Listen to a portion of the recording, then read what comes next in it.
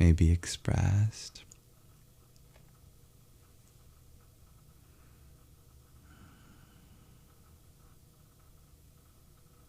Oh, I should mention one more thing about her name. I did say that it does mean the daughter of Katyayani. But one thing to know about Katyayani is that he is a sage, and so, being the daughter of a sage, her story represents her ability as coming from wisdom. So, from the wisdom that gives us this ability to see through the many forms to one's authentic core, let us meditate on that goddess.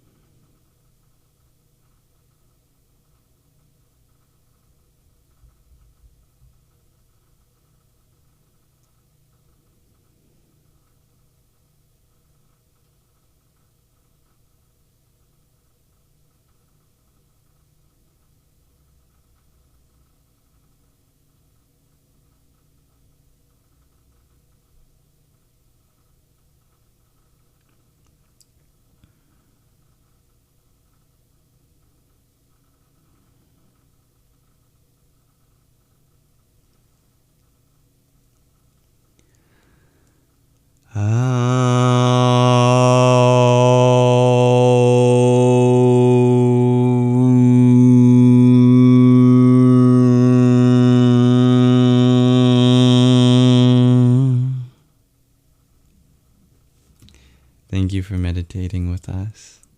And happy Navratri. That concludes our meditation. And with that, our Sangha for today. So thank you very much for participating.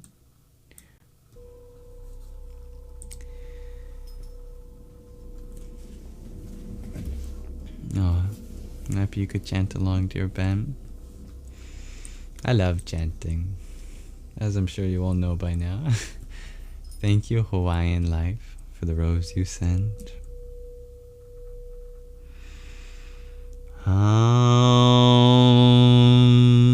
Ishan sarva vidyanam ishwar sarva bhutanam brahmadhipati brahmanodhipatir brahma shivo me astu sa eva sada shiva om.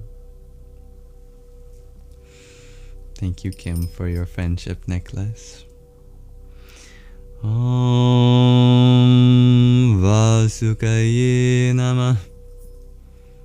Dear Wizard Fruit, thank you for your rose. Om Mahadevaya Namah. And Dancing Aurora Borealis, thank you for your swan.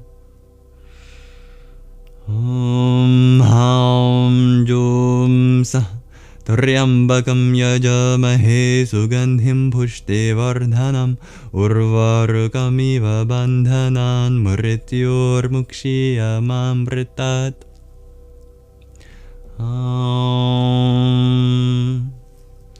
I should ask, dear Dancing Aurora Borealis, since your username changed, do you prefer me addressing you as Dancing Aurora Borealis, which I'm happy to do, or Ragnhildur, which I'm also very happy to do. Thank you, Bhavi, for your 12 roses. Hum, hum, hum, hrim, hrim, Namah Shakti Shivaya, Shiva Shaktiyai Nama Om. I'm glad you liked that meditation, dear G. I bow to the form of the goddess through you, alive and well, dear G.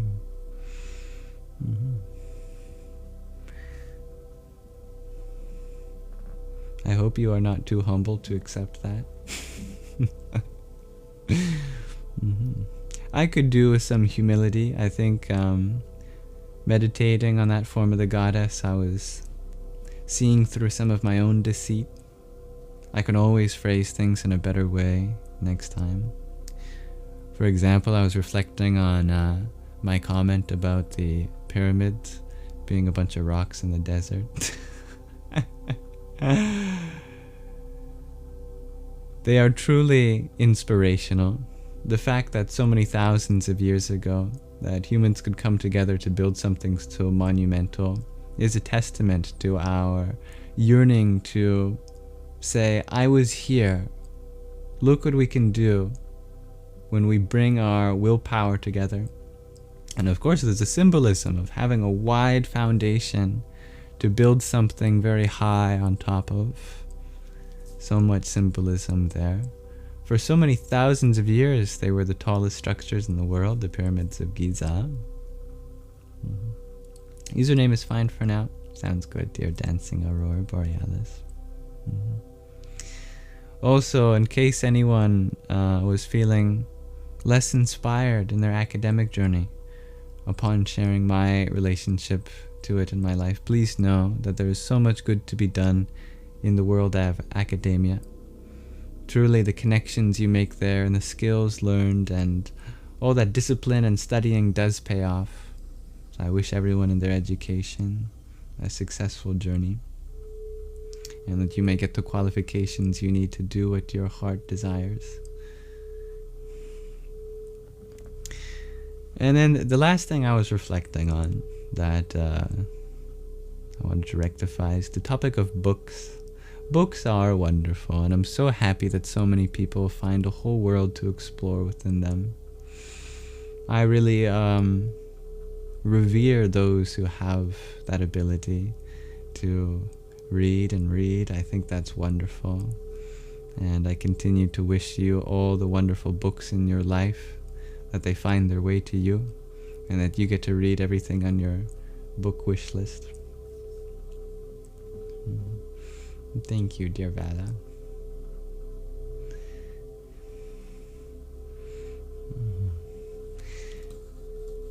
We are listening to the frequency for the Ajna Chakra, dear Riri. Did you know that, or are you just so intuitive? Yeah, we're actually listening to a full cycle, all 7 chakras, and we're currently listening to the sound for the Ajna Chakra, the 3rd eye. That's quite impressive. Yes. And the video we're watching is very indigo right now, and it has the flower of the 3rd eye.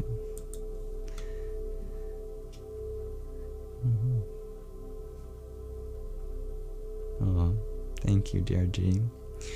Yes, please let me know, everyone, if there's any way in which I could make this space more inclusive for you or anyone next time.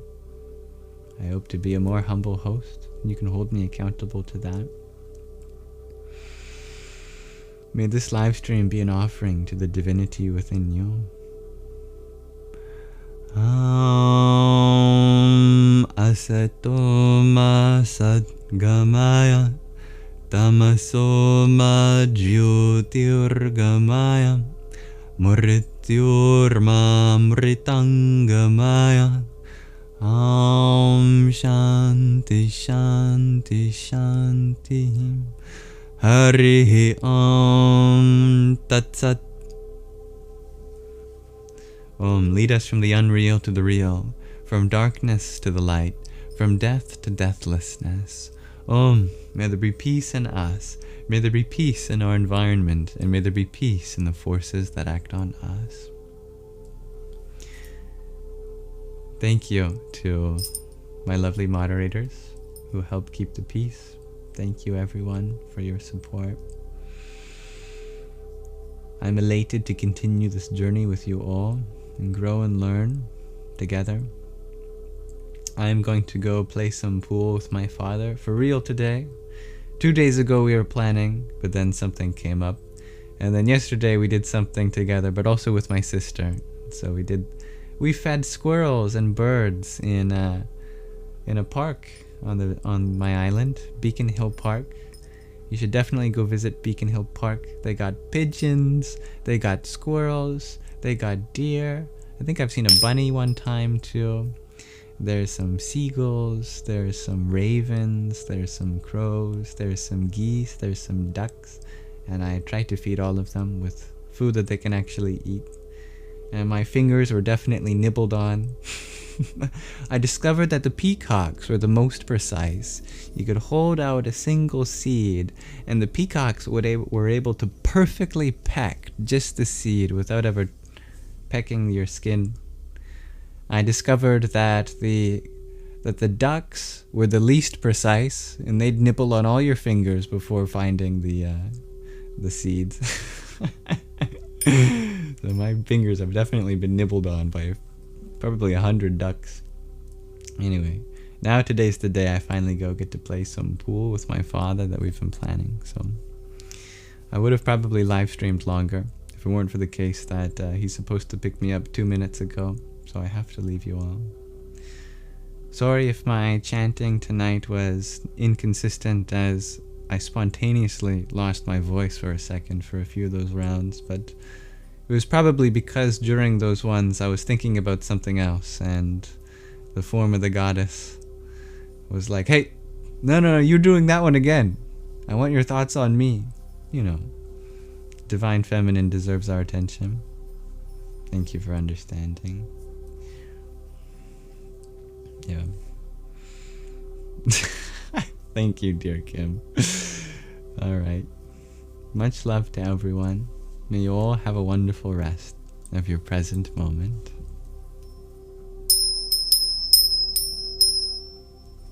Namaste.